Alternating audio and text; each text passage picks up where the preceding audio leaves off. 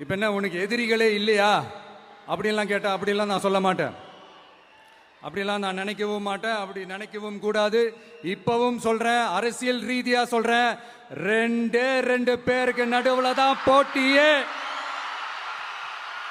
ஒன்னு இன்னொன்னு எஸ், ஒன்னு டிவிக்கு, இன்னொன்னு டிஎம்கே.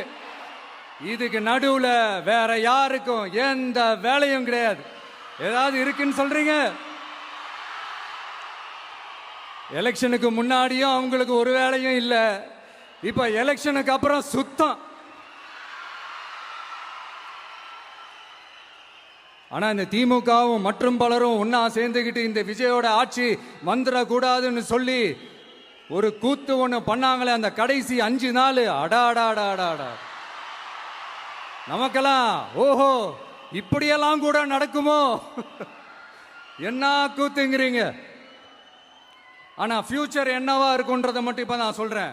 உங்களுக்காக உண்மையா உழைக்க வந்த இந்த விஜயா, இல்ல இந்த விஜயோட ஆட்சி அமைஞ்சிட கூடாதுன்னு தடுக்க நினைச்ச ஸ்டாலின் சாரா, அவ்வளவுதான்.